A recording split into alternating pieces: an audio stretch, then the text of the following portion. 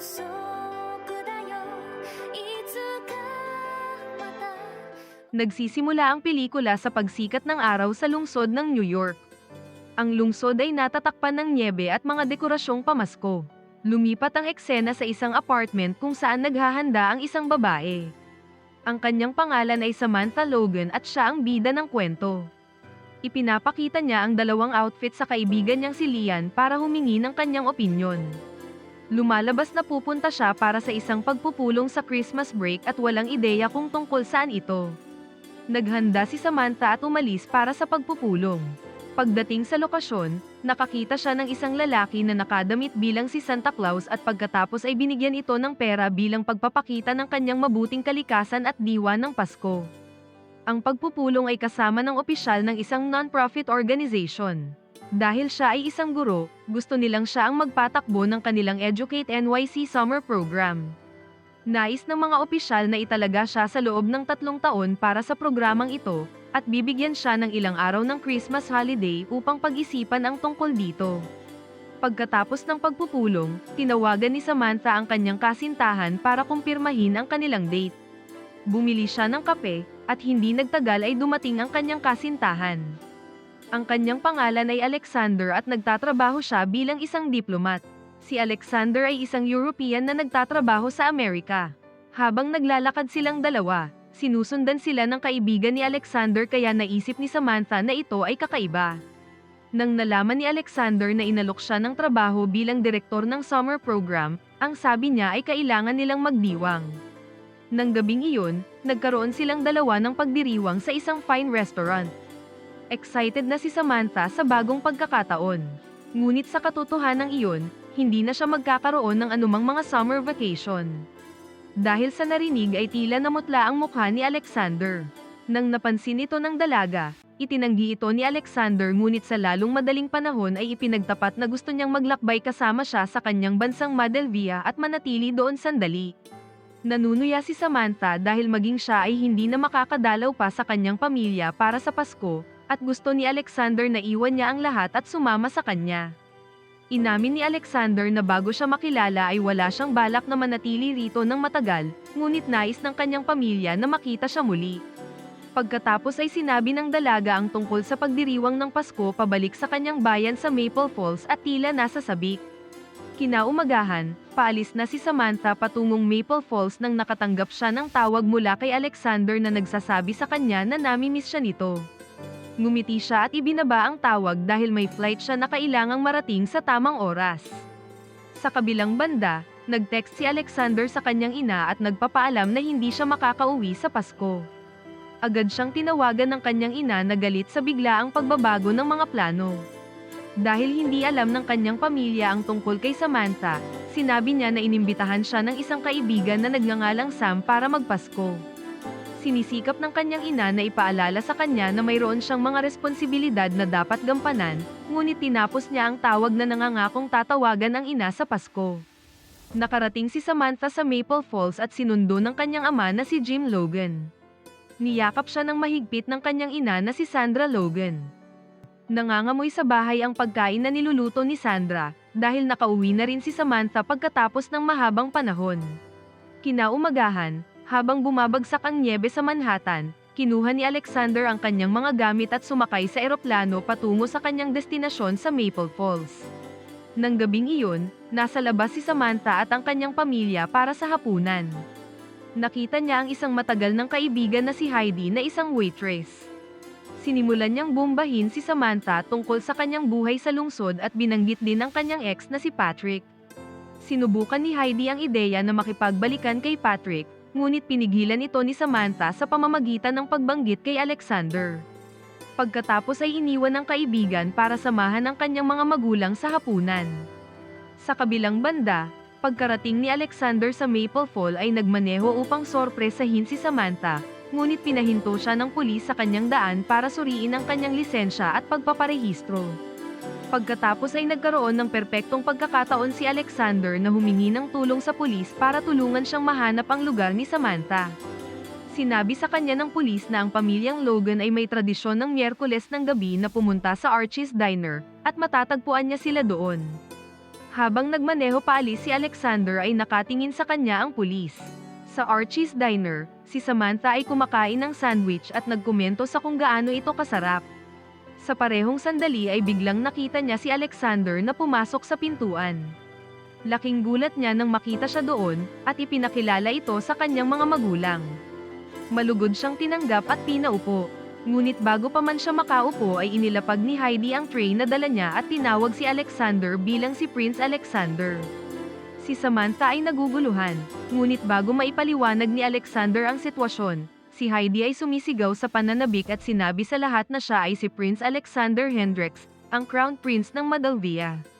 Dahil hindi na ito mapagtakpan ni Alexander ay inamin din niya na sa katunayan ay isa siyang prinsipe. Nakatayo doon si Samantha na nakatulala dahil alam ni Heidi ang lahat tungkol kay Alexander, at siya mismo ay walang alam. Inirerekomenda ni Heidi si Alexander na magtrabaho si Patrick bilang kanyang security guard, dahil siya ay isang pulis at talagang nakatuon sa kanyang trabaho. Pinaalis siya ni Sandra at hinihiling na dalhin ang bill. Naiwan sila kasama si Samantha at sinisikap ni Alexander na humingi ng tawad. Sumakay sila sa kotse at sinabi ni Alexander na sasabihin niya sana ang tungkol sa kanyang pagkakakilanlan sa lalong madaling panahon. Inamin niya na nalungkot siya na mapalayo kay Samantha kahit sa loob ng 2 linggo, at gusto niyang pumunta rito para mas makilala siya, at ang tunay na dahilan ng pag-imbita sa kanya sa Moldavia ay para ipakita rin sa kanya kung sino talaga siya. Maluha-luha na si Samantha, ngunit ang katapatan ni Alexander na hindi niya ginustong maging prinsipe at iyon ang dahilan kung bakit siya pumunta sa Amerika para hanapin ang sariling pagkakakilanlan. Naantig si Samantha at inamin na nalulula siya, ngunit ayaw niyang umalis ang prinsipe. Ngumiti siya at pagkatapos ay humalik kay Alexander. Nang maayos na ang lahat, umuwi sina Samantha at Alexander. Nag-aalala sina Sandra at Jim para kay Samantha, at pagdating ng dalawa ay tumayo sila para salubungin si Alexander. Sinabihan sila ni Samantha na tratuhin siya bilang isang normal na tao. Sa pagiging komportable, ipinaalam ni Jim kay Alexander na inilaan nila ang guest room para sa kanya, at mas mabuting huwag siyang makita malapit sa silid ni Samantha. Pagdating sa silid, nagsimulang maglabas si Alexander ng kanyang mga gamit. Dumating si Sandra na may dalang unan at dagdag na kumot, at pinasalamatan niya ito sa mabuting pakikitungo. Samantala, kinuha ni Samantha ang kanyang laptop at sinimulang magsaliksik tungkol kay Prince Alexander. Ang unang artikulong nakita niya ay tungkol sa presensya niya sa Maple Falls kasama ang isang misteryosang babae. Laking gulat niya nang makitang nag-upload si Heidi ng larawan nila ngayong gabi at tila siya ay nag-alala. Tinawagan niya si Lian at ina-update siya tungkol sa buong sitwasyon. Bilang isang matalik na kaibigan, ibinaba ni Lian ang tawag at nagsimulang magsaliksik tungkol kay Prince Alexander ng Moldavia. Kinaumagahan sa Moldavia, ang ina ni Alexander na si Queen Helena ay hindi mapakali sa silid. Ang kanyang asawang si King Frederick ay nakaupo sa malapit habang nagbabasa ng libro. Sinabi niya sa Reyna na huminahon, ngunit hindi nagtagal ay dumating ang kanilang personal na sekretarya na si Felicia Holst. Sinabi ni Queen Helena kay Felicia na ang Crown Prince ay lumipad sa isang maliit na bayan upang makita ang kaibigang si Sam, ngunit natigilan nang makita ang reaksyon ng sekretarya. Sinabi sa kanila ni Felicia na si Alexander ay hindi pumili ng isang kaibigan na si Sam kaysa sa kanila kundi si Samantha na kanyang kasintahan. Sinabi niya sa kanila na inamin ng kanyang security chief na matagal nang nakikipagkita si Alexander kay Samantha.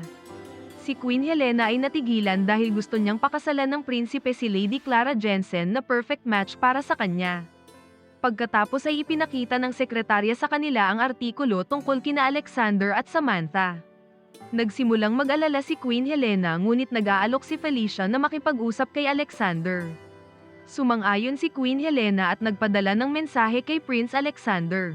Ang Royal Marriage Act ay nagbibigay sa kanila ng kapangyarihan bilang hari at reyna na tanggihan ang anumang kasal sa isang hindi maharlika. Pagkaalis ni Felicia, sinabi ni King Frederick na sa palagay niya ay medyo magaspang si Queen Helena kapag isinasaalang-alang si Alexander. Sa kabilang banda sa Maple Falls, lumabas sina Alexander at Samantha para mag-almusal. Sinamahan ng dalaga sa kanyang paboritong lugar. Agad ding nakilala si Alexander ng matandang may-ari na tinawag na Bee. Para pigilan siyang bumulwak kay Alexander, nag-order si Samantha ng 2 Christmas Delight Donuts. Kinuha nila ang pagkain at lumabas para kumain sa open area. Nag-aalala si Samantha na baka nasabi ni Heidi sa buong bayan ang tungkol sa pagiging prinsipe ni Alexander.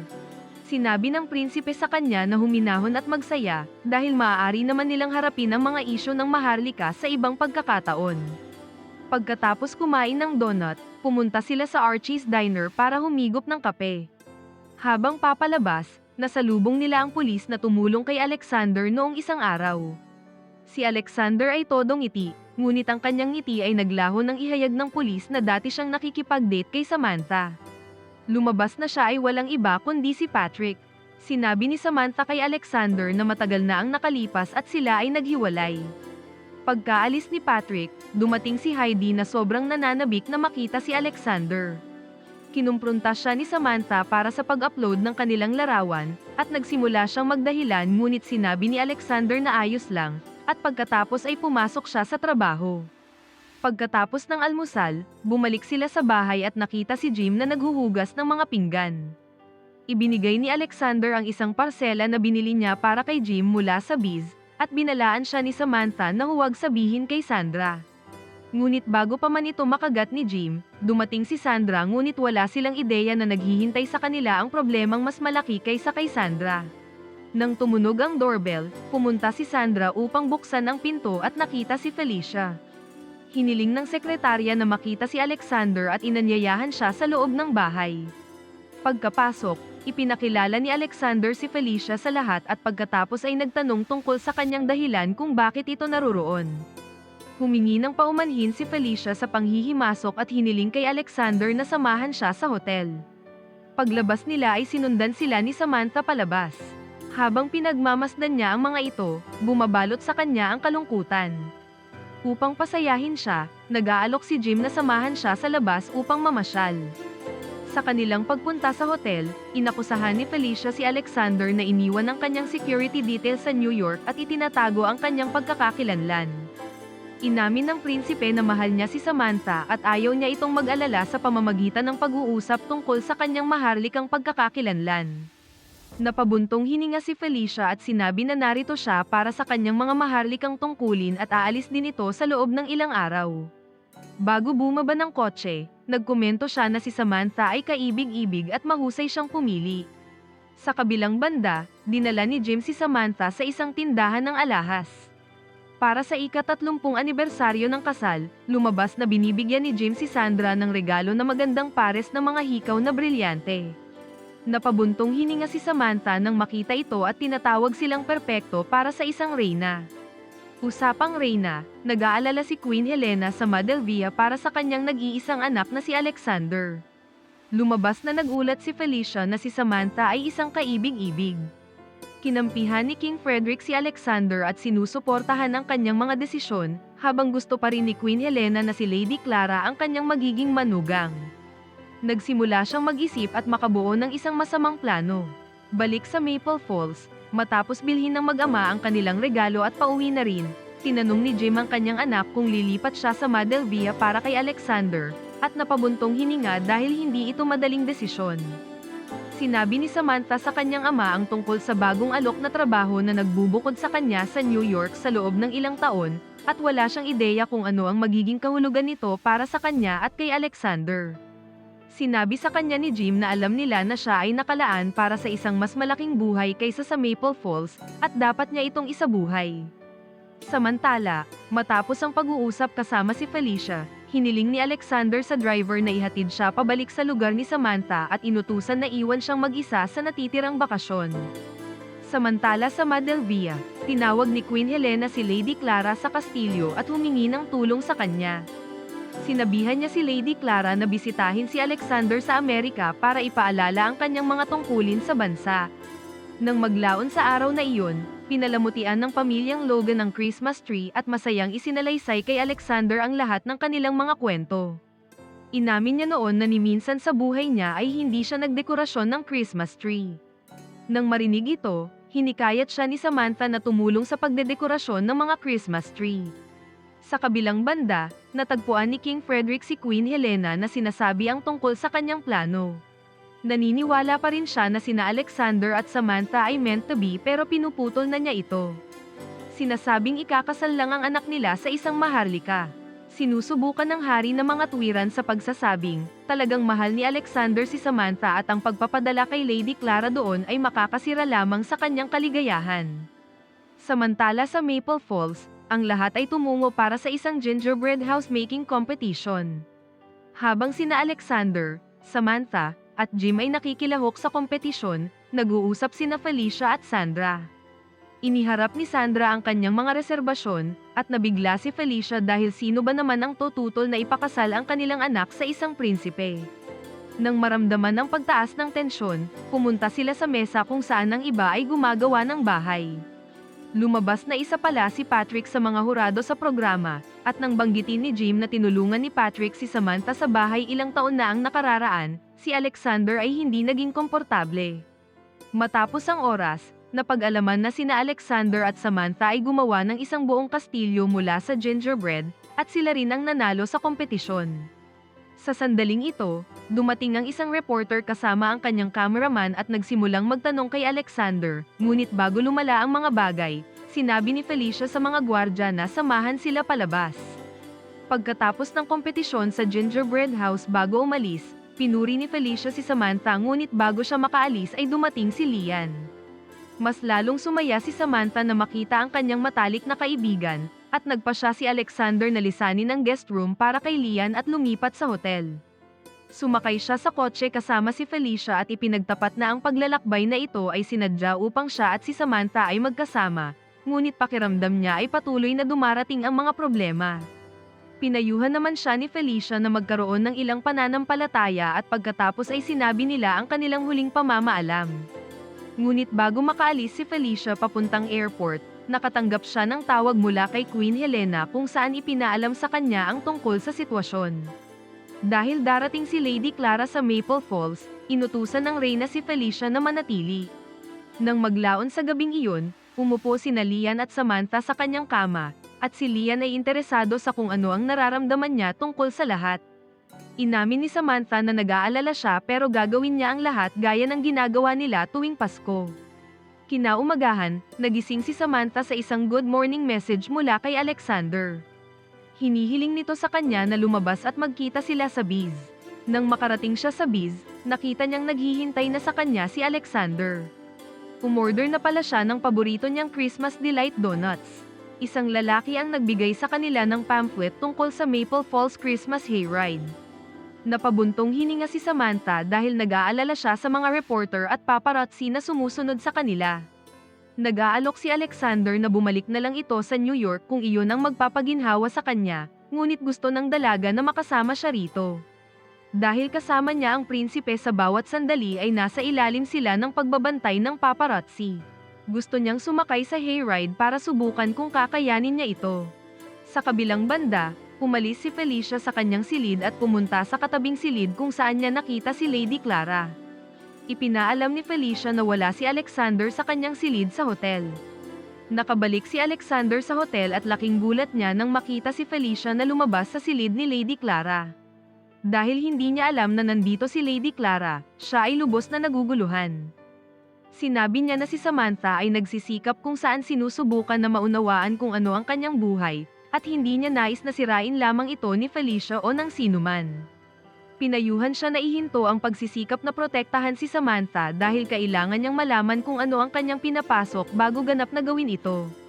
Nang maglaon, pumunta sina Alexander at Samantha sa field para sumakay sa hayride. Sinasamahan din sila ni Lian, Jim, at Sandra. Halos ang buong bayan ay naroon sa hayride. Habang nasa pila para kumuha ng inumin, nakita nila si Heidi na kumukuha rin ng inumin para sa kanyang sarili at kay Patrick. Nang makita siya ay pinayuhan ni Alexander na yayain si Patrick na lumabas dahil malinaw na mayroon itong nararamdaman para sa kanya. Pagkaalis niya, humalik si Samantha kay Alexander. Nakangiting inamin niyang masasanay na siya sa buhay sa munting bayan na ito. Pagkatapos makuha ang inumin, pumunta sila para sumakay sa hayride at nagkaroon ng isang magandang sandali. Pagbaba nila, nagulat si Samantha nang nakita si Felicia. Lumabas na kasama ni Felicia si Lady Clara.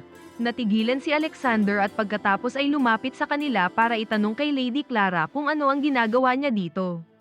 Nang wala sa tradisyon, Hinalikan niya ang kamay nito kaya naman ay lumapit din si Samantha. Ipinakilala ni Felicia si Lady Clara at nang tawagin ni Lady Clara na kaibigan lang ni Alexander si Samantha ay nabalisa ito. Dinala ni Alexander si Samantha sa isang tabi at ipinaliwanag ang sitwasyon. Sinabi niya na kilala niya si Lady Clara mula pagkabata at gusto ng kanyang ina na makita silang ikasal. Ang kanilang sandali ay nagambala ng reporter kung saan tinawag si Lady Clara bilang nobya ni Alexander. Na-heartbroken si Samantha at sinikap ni Alexander na ipaliwanag na hindi siya engaged ngunit ayaw itong pakinggan ng dalaga. Sinundan ito ni Alexander palabas at humingi ng tawad. Si Samantha na halos maluha ay nagsabi na naniniwala siya kay Alexander, ngunit malinaw na hindi siya gusto ng kanyang ina sa kanyang buhay. Tinatawag ng prinsipe ang kanyang ina na matigas ang ulo ngunit hindi ito naging sapat para pigilan si Samantha. Sinabi ni Samantha na kailangan siya sa Madelvia at tila magpapakasal sa isang baroness.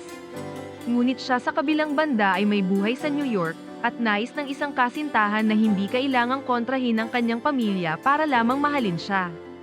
Humingi ito ng tawad at iniwan ng prinsipe. Sinundan siya ni Lian at Sandra ngunit huminto si Jim para magbigay ng payo kay Alexander. Sinabi niya na hindi pinangarap ni Samantha na maging isang prinsesa. Nag-aalok si Alexander na gawin ang anumang bagay at umalis si Jim na nagsasabi sa kanya na para sa pag-ibig ay kailangang magsakripisyo ang isa. Nang gabing iyon, habang nakahiga si Alexander sa kanyang kama sa hotel ay isang katok ang gumising sa kanya. Nagdala si Felicia ng pagkain at hiniling sa kanya na huwag gutumin ang kanyang sarili. Ngunit si Alexander ay nagalit sa kanya dahil sa pakikialam sa babaeng mahal niya at ipinaramdam kay Samantha na siya ay hindi tapat. Itinuring ni Felicia ang lahat ng ito bilang kanyang tungkulin. Pagkatapos ay sinabi niya na ang maharlikang buhay ay hindi para sa mahina ang puso. Kailangan nilang magdesisyon ni Samantha kung ano ang kanilang handang tiisin para sa isa't isa. Inabot niya ang isang plato ng pagkain at umalis. Sa kabilang banda, nakaupo si Samantha habang umiiyak kasama ang kanyang pamilya. Sinisikap nila itong aliwin at sinasabing okay lang naman daw siya. Sinabi pa niya na anibersaryo ni Jim at Sandra at lahat ng ito ay sulit na ipagdiwang. Kinaumagahan, nagising si Samantha sa tunog ng isang pahayagan na dumating. Sinimulan niya itong basahin at ang unang balita ay tungkol sa panloloko ni Alexander kay Samantha. Dumating si Lian at ipinakita ang dyaryo. Nag-aalala siya sa pagpapakasal ni Alexander kay Clara, ngunit inaliw siya ni Lian sa pagsasabing magiging maayos din ang lahat. Nagyakapan ang magkaibigan at naghanda para sa almusal. Lumipas ang buong araw na walang komunikasyon sa pagitan ni Alexander at Samantha. Si Alexander ay galit na galit sa sitwasyon at tinawagan niya ang kanyang mga magulang. Masaya si Queen Helena dahil uuwi na siya sa Pasko, ngunit sinabi sa kanila ni Alexander na ayaw niyang umuwi. Ang sabi niya, importante raw na magkausap sila ng personal. Malinaw niyang sinabi sa kanila na hindi niya pamamahalaan ang Madelvia kung hindi siya makakapagsalita sa kanyang sariling buhay. Ibinaba niya ang tawag na may pangakong magkikita sila sa lalong madaling panahon. Pagkatapos ng tawag, nag-usap sina Queen Helena at King Frederick tungkol sa kung paano ipinakita ni Alexander kung anong uri siya na magiging hari. Tinitingnan ni Alexander sa cellphone ang kanyang mga larawan kasama si Samantha.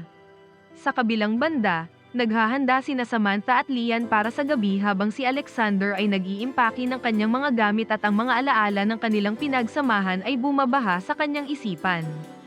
Pumunta siya sa kwarto ni Clara at tinatanong kung pinalaki ito para pakasalan siya. Tugon ni Clara na walang anumang mga pangako ngunit tinuruan siyang kumilos bilang isang future queen. Humihingi ng paumanhin si Alexander sa pagtrato sa kanya ng ganito. Ang lahat sa ilalim ng hindi pagkakaunawaan na magiging asawa niya ito. Ipinagtapat niya ang kanyang pagmamahal kay Samantha at sinabing maaaring tuluyan ng mawala sa kanya si Samantha, ngunit hindi ito nangangahulugan na papakasalan niya ito. Pareho silang karapat-dapat na makasama ang isang taong mahal nila. Biglang tumawa si Clara at nagulat si Alexander. Inamin niya na hindi siya kailanman inaalis na maging isang prinsesa. Mahal niya ang isang lalaking nagngangalang Felix ngunit hindi sila nagsama dahil natatakot siya. Binigyan siya ni Alexander ng hudyat na magpatuloy para yayain itong lumabas, at natuwa naman si Clara sa kanyang sinabi at biglang napayakap sa prinsipe. Sa kabilang banda, naghahanda ang pamilyang Logan para sa gabi ng bisperas ng Pasko, ang Christmas Eve dance. Dahil ito rin ang anibersaryo ni Jim at Sandra, ipinagtapat ng lalaki ang kanyang pagmamahal sa kanyang asawa na lumago sa paglipas ng mga taon. Pagkatapos ay inilabas niya ang kanyang regalo at maligayang tinanggap ito ni Sandra. Nang sa wakas ay dumating na si Lian, lumabas silang lahat para sa Christmas dance.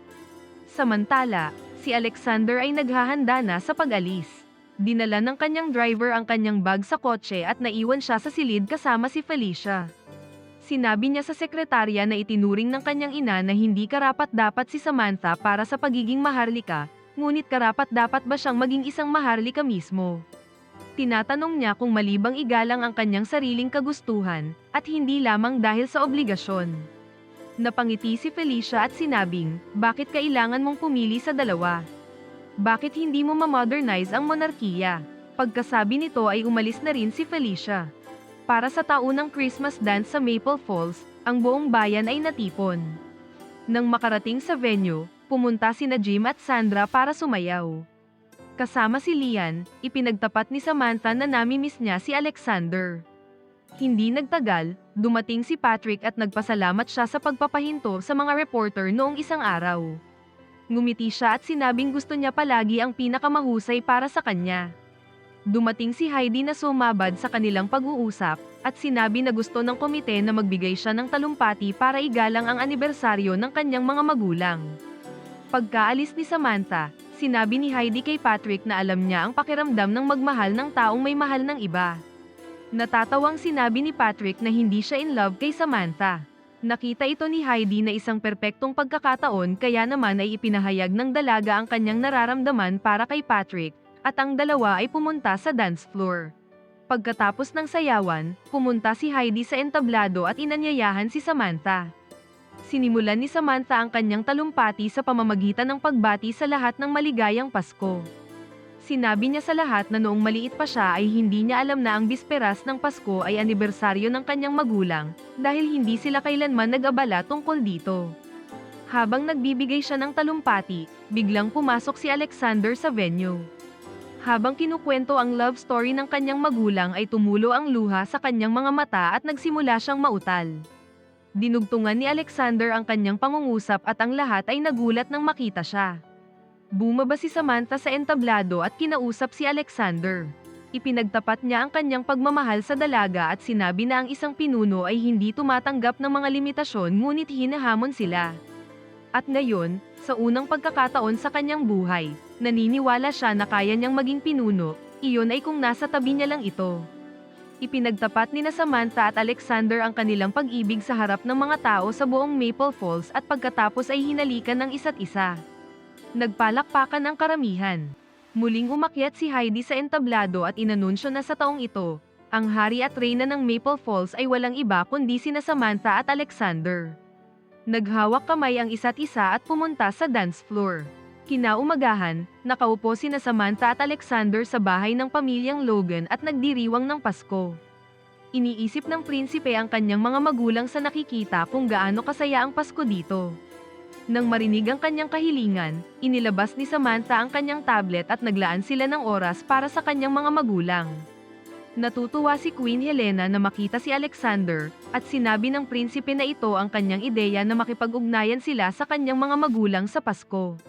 Nagpapasalamat si Queen Helena sa pamilyang Logan sa pag-aalaga kay Alexander sa holiday, at iniimbitahan sila para sa susunod na Pasko.